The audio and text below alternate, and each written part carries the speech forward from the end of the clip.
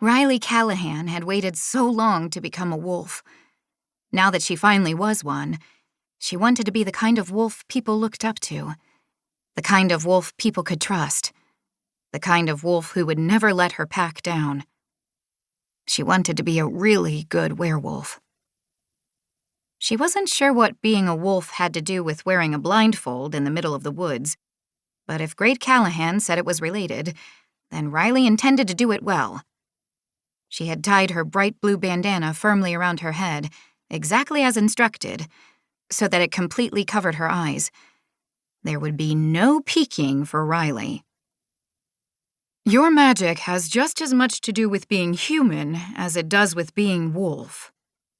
Riley couldn't see her mother, but she could hear her boots crunching against the frosty grass as she paced.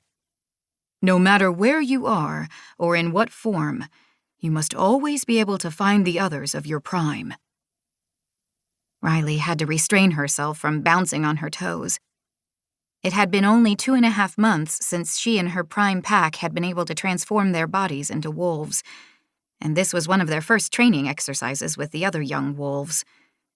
The others had all turned when they were supposed to, on the night of the first full moon of summer, and had been practicing with Great Callahan for almost 9 months. The other 4 members of your prime are hidden nearby in the woods, Great Callahan explained.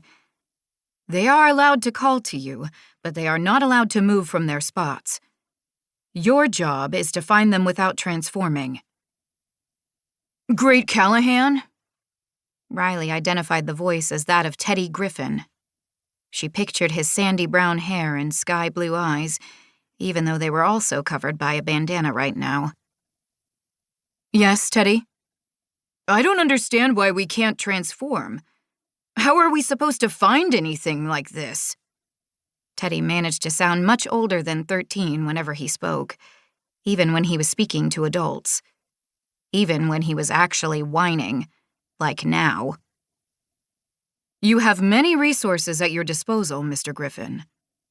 Great Callahan's response was unbending. Use them. Riley understood Teddy's frustration. This would be much easier if she were in wolf form, when her senses were so keen she could smell another wolf a mile away. But she didn't understand questioning Mama C that way. She wasn't a regular adult. She was a great. Easy for you to say, Teddy grumbled.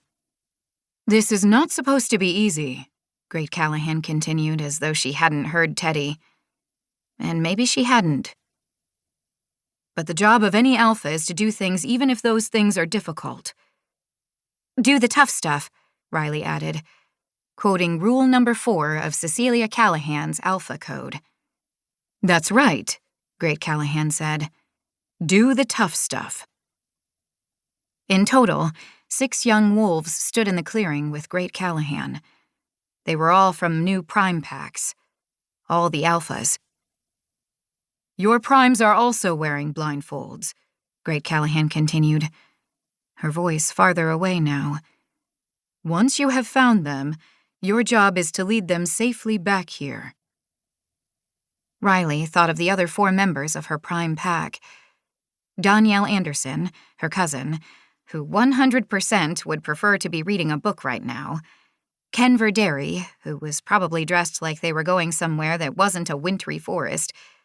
Araceli Bravo, with a heart as big as a dinosaur's, and Lydia Edgerton, who Riley was trying very hard to think of as a packmate, and not as the girl who made Riley's cheeks burn every time she smiled. They were the winter pack, the 5 wolves who had transformed on the first full moon of winter. It had been an unconventional transformation for them, but they were different. And, in spite of all that had happened with the Devourer, Riley knew now that they were special.